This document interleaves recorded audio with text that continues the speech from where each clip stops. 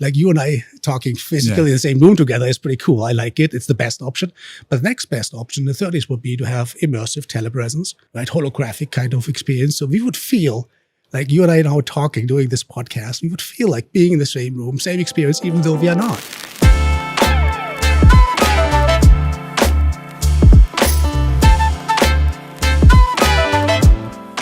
Welcome very much to this IFA 2023 live podcast.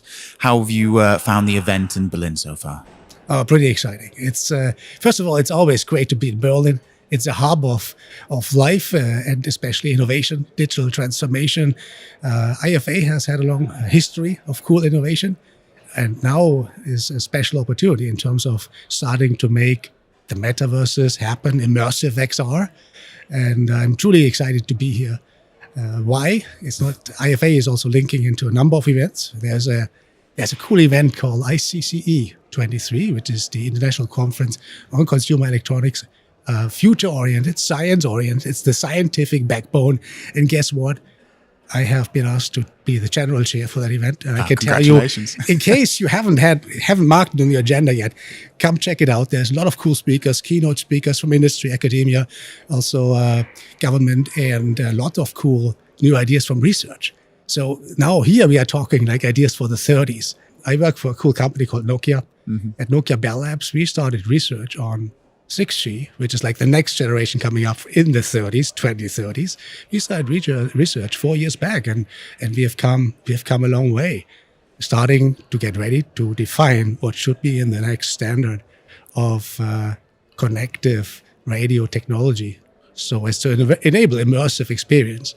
Yeah. So just for our viewers at home and people listening, can you give a little introduction to yourself? I know you kind of talked about some of the things you did there, but a little bit of background and context is always helpful. Yes, of course, with pleasure. So I work for a European company called Nokia, headquartered in Espoo, Finland, but we have a very strong base here in Germany, right? We have cool development and technology hubs in places like Stuttgart, Munich, Ulm, Nuremberg. My role is actual Ziegler Technology Advisor, Chief Architect with that company, with Nokia. My previous life at Nokia Bell Labs, research side of the house. I'm passionate about innovation and the future. Also, I have the honor to serve with VDE, ITG, Informationstechnische Gesellschaft, ITG, as Vice Chairman of the Board. And I'm also engaged with IEEE CT-SOC. So a number of good reasons to be here. And as you can tell, I'm passionate about translating innovation and technology into impact. And so if you look at my hobbies, if you like, it's all about collaboration, right? How do we work together? How do we reach out, translating cool things we do out of research, like at Nokia Bell Labs, but also out of the various partners we have, like academia, universities in particular, translate these into products eventually. So one of the things you mentioned in your introduction there was the metaverse and just any sort of immersive technology in general. And I think one of the things that people don't really think so much about is just the load that would take, you know, the amount of data that is having to be transferred back and forth between devices, cloud computing, where it's all being created. What are some of the challenges and opportunities you're seeing kind of in that field? Yeah, before we talk about opportunity for reinventing networks, future-ready networks, metaverse-ready networks. Let's just clarify what we mean at Nokia by the term metaverse. Always love a metaverse definition. Yeah, so let's be clear what we mean. We could go back and forth on that for a thousand No, because we have a broad understanding, and it's very important, right? It's about human augmentation. It's about enabling humans, unleashing human possibilities beyond what we can do today. Right, that's one of the key defining elements. The other one, very exciting, and we see it happening. It started to happen already, right? Digital physical fusion. So if you like, connecting the worlds, connecting the human world, the digital and the physical world. And to link it into what's happening here at IFA as we speak, it links into a variety of new variables, new use cases in conjunction with consumer space, home appliances. But then excitingly, and that's by the way we will see where we expect to see commercial impact first, we see a lot of potential in industry and enterprise as well. And so that'd be things like, you know, maybe doing operations from different countries using that technology, or, you know, any sort of thing in that sector, right? Yes, it could be remote telepresence, like you and I talking physically in the same room together is pretty cool. I like it. It's the best option. But the next best option in the 30s would be to have immersive telepresence, right? Holographic kind of experience. So we would feel like you and I now talking, doing this podcast, we would feel like being in the same room, same experience, even though we are not. Yeah, right? catching all the body language like and all those 6G era. intimate bits. Exactly. That's 6G era. And that's where, coming back to your previous question, you would then need cool new technologies, right? It starts with new spectrum, linking into new options of extreme connectivity, highly specialized use cases in industrial consumer context, architectural transformation, another exciting area of research. And by the way, this does not come as an afterthought, is privacy and trust. Yeah. Right. Once we start building digital twins, and by the way, it's ongoing as we speak, even in at this time, we need to make sure also we get privacy and trustworthiness, security. Right. It's a big topic, and we have cool ideas as to how to also do this in line with what you also included in your question, namely cloud transformation, and then of course another key enabler here is AI, ML, machine learning, pervasive, all the way to how we build networks. Right, and you'll get a kick out of this. So one example is what we do research on in our Stuttgart lab is it's what we call the AI-defined air interface. Right, it's optimizing the entire physical layer by means of machine learning and AI that gives us additional efficiency. That's also very important because we are implicitly talking about design criteria. Right, you mentioned performance, of course. We want to crank up capacity where needed. We want to assure latency, real-time performance, reliability, but then.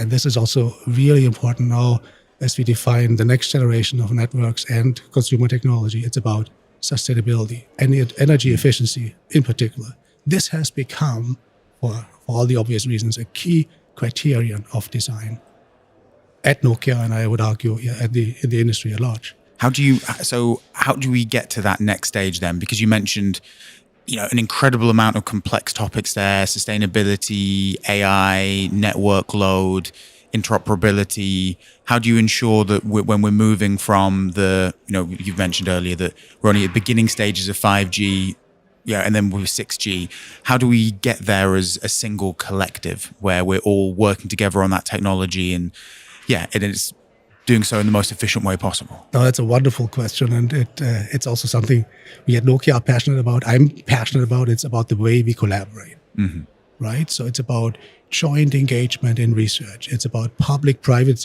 sector collaboration. And by the way, in Europe, we are good at this. In Germany, we are good at this. We have public support and funding, right, from the German Ministry of Research and Education, BMBF. EU level, likewise, we have. Like for 6G, we have the privilege, actually Nokia leads this, it's a flagship project called HexaX to define what 6G technology is. So this is research stage, collaborating SMEs, large companies, leading research institutions, academia, and then translating this into product by means of standards. So that's the other key factor of success. We've been very good at it as an industry, I think, when you look at the connectivity network side of things. So 3GPP is a driving force, the third generation partnership project. It's a powerful standardization organization. And the way it works is like this. You have research scientists from all over the place who come up with ideas so as to solve the relevant problems, like how can we build systems that give you, where needed, more than 10 gig or 100 gigabit per second throughput. Right, and then you look at options, how to do this, and the best option makes into the standard. That's kind of how it should be working, right? How it has been working to a very good degree, and I think interoperability, just to say it loud and clear, will also matter for the next decade, right? How are we going to live in 10 years with technology, and then secondly, how is that going to be supported? I think it all starts with what is it that we really try to achieve. Right? And it's about helping the world act together and then linking into aspects of sustainability, not just economic sustainability, but truly also environmental sustainability, societal sustainability. Why do we need 6G? Right? And to give you one example, when you think of medical space, there are so many great ideas we have so as to improve diagnostics in body and therapeutics or actuation in the body at the same time, thanks to some of the technologies we associate with 6G. So that's an example of extreme connectivity, localized, specialized, right? Just to give you an idea as to what it would really mean. So it's about making sure we serve mankind and leverage technology in the best possible way and truly serving the various industries and consumers in the best possible way. And then how do we ensure we get there? So what needs to happen to get to that final point, to that bit where, all this technology is supporting ourselves and we're really, coming together as a people? Well, ultimately, it's about we jointly identify the value, right? This is true for consumers, everyone for ourselves, like as an individual. Is there value in this? Is there value to do a phone call? Yes. Is there value to see mom and dad by means of immersive telepresence? Probably yes. I think that's one starting point, right?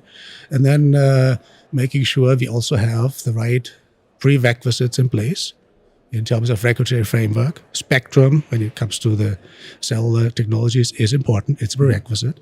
It's about making sure we continue to leverage our strengths in terms of collaboration, as we have 3GPP, standardization, keeping that up. Also a fair and reasonable and non-discriminatory patent regime we should also clearly highlight in this regard. And that's what it is. And then it's also market-driven, right? It's not like somebody would drive this from the top, but rather we need to have market decide also as to what will work and what not. I think that's also important. And for a final question, what are you most excited about to see in the 30s, technologically wise?